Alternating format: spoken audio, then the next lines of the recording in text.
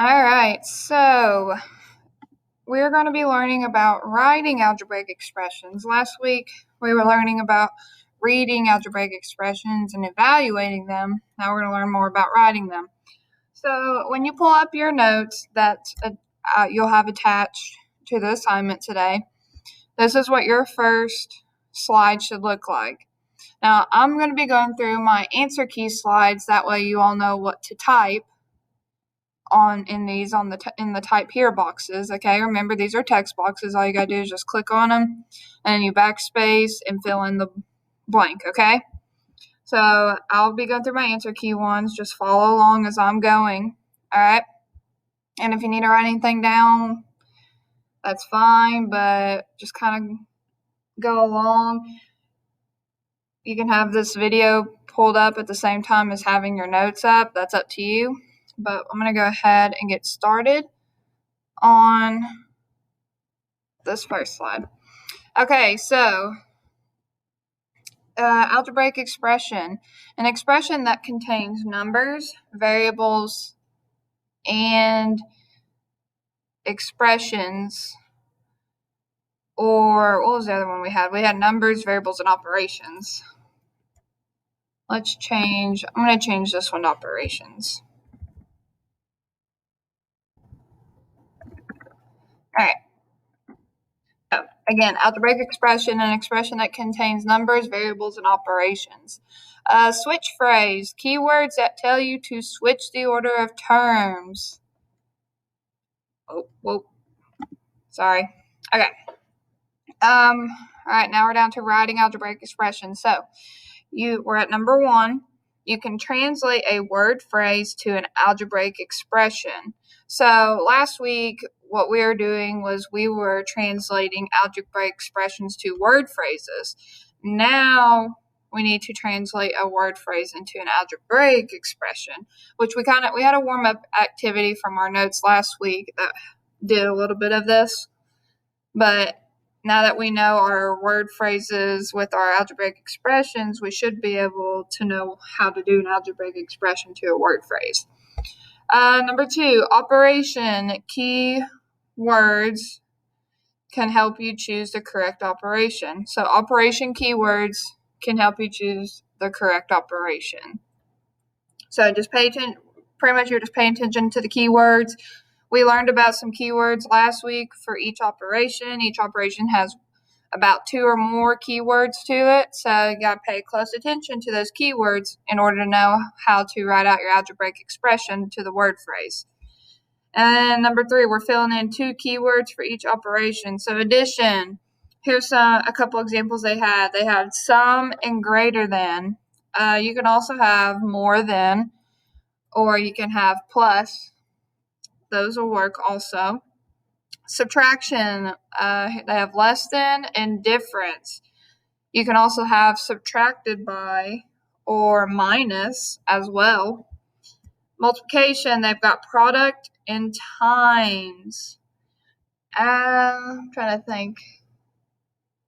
Multiplied by could be another one that you could do.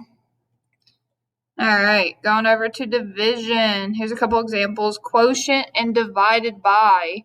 You can also have split into groups or split into equal groups or divided into groups. Those will work also. Also, just a reminder, you can pause at any time in the video if you feel like I might be going a little too fast because I'm about to go to the next slide, but you can always pause and make sure you have time to type all these in before you move on to the next slide, okay? So it doesn't matter the rate that I'm going at because you're always free to pause this video anytime to make sure you get caught up on getting these typed in. All right, next one, number 4. If the variable is given, that variable must be used. So when given a word phrase, if it gives you a variable like X, Y, A, B, any letter, lowercase letter, then that is the variable that you use in your algebraic expression. If no variable is given, you may choose any variable you like. So if it doesn't give you a variable, then you can come up with your own. But if there is one given, then you have to use the one that's given. All right, number 6, addition and multiplication are commutative, so the order of the terms does not matter. So, and then also, actually, I'll just talk about this now. Okay, so remember last week when we talked about with addition and multiplication, the order does not matter. So, like the way you would read an addition or multiplication word phrase, the order doesn't matter in your algebraic expression, but the order does matter with division and subtraction. And you can always look back at our notes from last week, too, to some examples, looking at the word phrases we had to do, because that is very important. The way the word phrase is, the order will matter with subtraction and division. Number 7. A number or a variable right next to another variable means to multiply. So remember, when your number and your variable are touching, they're right next to each other with no operation in between. That means multiplication. Don't forget that. Number 8, subtraction and division are not commutative, so the order of the terms must stay the same. Examples of switch phrases. So here's what they say would be a switch phrase. Less than, goes into, greater than. Any of those would be switch phrases. All right. Let's look at some practice problems. So the sum, we're at number 1. The sum of 5 and g. So that would just be 5 plus g because sum is addition. Number 2, the product of 8 and k. So product means multiplication, so you can have it as, there we go. You can have it as 8k. You can have it as 8 times k like this, 8 star k. Or you can have it as 8 and then parentheses k. But majority of the time, you'll probably see it with your number and letter touching like this first one. Number 3, 7 less than w. Now remember, order matters. This is subtraction, so order does matter. So when it's saying 7 less than w, then what it's really saying is w minus 7, because 7 is less than w. That's why it comes after our w in our algebraic expression, because 7 is less than w. So pay close attention when it says less than. Whatever you have first right here in your algebraic expression, it really is going to be last. Just like whatever's last right here in the word phrase will always come first when it comes to less than. Only when it comes to less than. All right, number 4, 8 divided by y. Now division, remember order matters. So if I'm taking 8 divided by y, then I would write it or type it out as 8 divided by y. Okay, that's the only order it can be in. I know this one, the order flip-flopped, but when it comes to division, the order it has it in is the order it'll be in down here. All right, number 5, the difference of 12 and d. Okay, so difference, we're back to subtraction. So the order matters. So when it talks about difference, then what's first here is going to be first here, and what's last here will be last here. So 12 minus d. The order it has here is the order it'll be here. The only time the order kind of flip-flops is with less than. That's the one you got to pay close attention to. All right, number 6, this one's going to have 2 operations in it. So 5 greater than the product of 6 and h. So they put it as 6h plus 5. So that's 6 times h plus 5. You can also have it as 5 plus 6 times h. Either one of those will be fine, because remember with addition and multiplication, the order does not matter. All right. B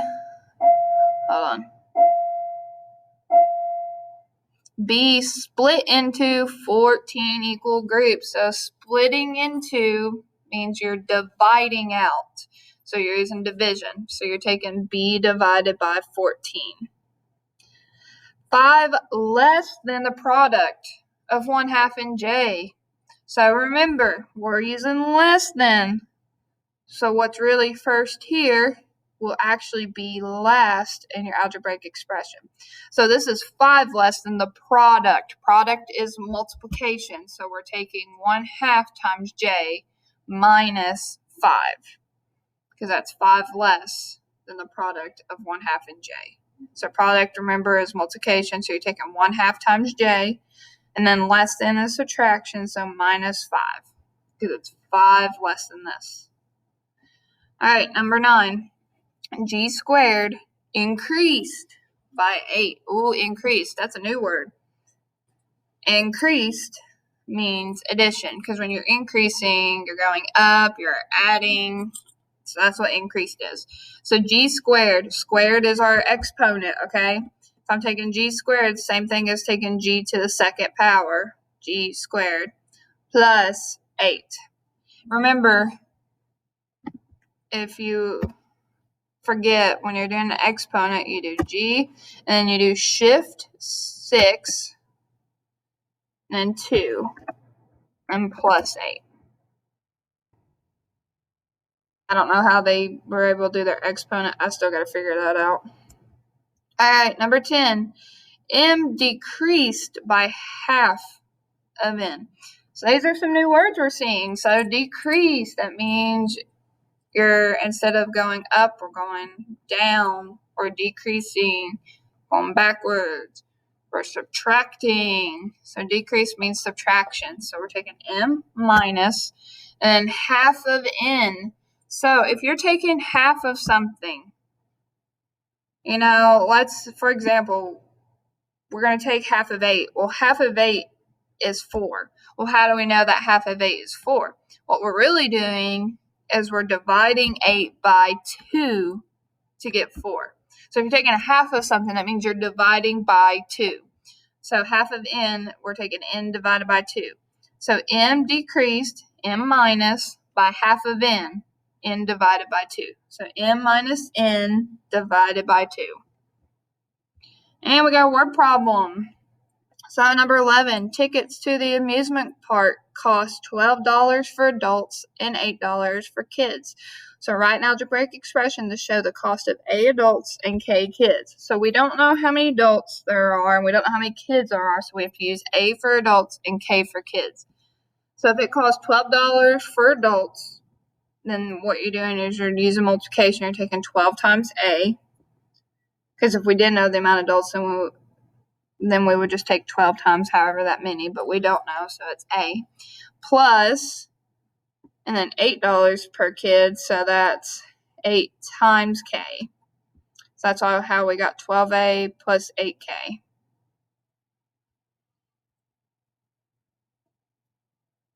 All right. I know you see these two slides over here, but I took those out of your rolls because we're not going to worry about those. We already did something with algebraic expression anyways last week. So your next slide should be warm-up. I'm going to go over and make sure. Yep, okay. Your next slide will be the warm-up slide. So we have to identify the operation indicated by each key term. So if we're looking at sum means addition. Difference means subtraction. Product means multiplication. Quotient means division.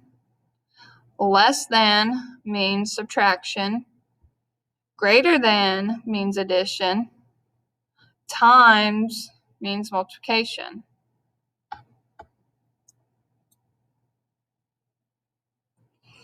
All right, this next slide, I'm going to go to your old version because I'm going to help you remember how to do the lines. So we have to match the numerical expression to the word phrase. So if we got 5 plus 2, then that means I am using a term for addition. So if I'll go over here, the sum of 5 and 2. So remember, you take your line and you have it touching your 5 plus 2. Then you take your right end. See where it has this, turns into looking like a plus sign. You click on that and you drag till it touches the word phrase. All right, 3 times 4. So that would match up with the product of 3 and 4 because we're doing 3 times 4. So the product of 3 and 4. So again, take my line, drag it down, There we go. All right, 12 divided by 2. So that means we're taking 12 split into 2 equal groups. Because split into means division. Take this, drag it down. All right, 5 times 6. So I'm taking 5 times 6.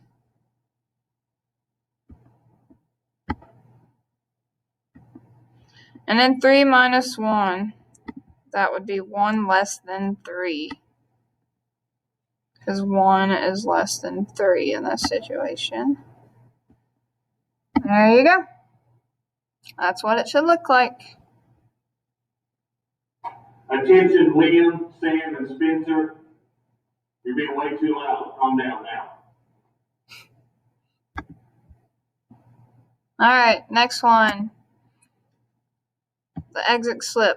Okay, so we have to write an expression for each word phrase.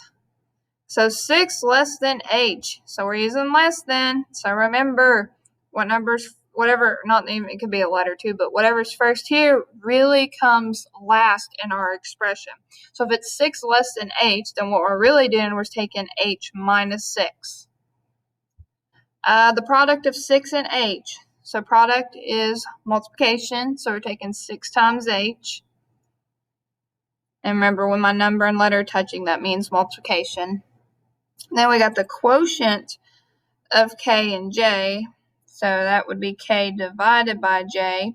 I can't tell you where they got that division sign. So what you all are going to do is K slash J for division. All right, H increased by F. So increased means addition. So 8 plus F. All right. There are 12 6th graders and S 7th graders on the team. How many students are on the team? So we know there's 12 6th graders, but we don't know how many 7th graders. We just know there's S amount. So if you're figuring out the total of something, then that just means you're adding those two together. So 12 plus, why did they put G? That's supposed to be an S. All right, there we go, 12 plus S. Okay, next one. There are C cookies in a batch. You split them equally between 6 friends. How many cookies does each friend get? So we don't know how many cookies there are, so we're using C for cookies. So there's C amount in this batch. We have to split them equally between 6 friends. So remember, split means division. So you're taking C divided by 6.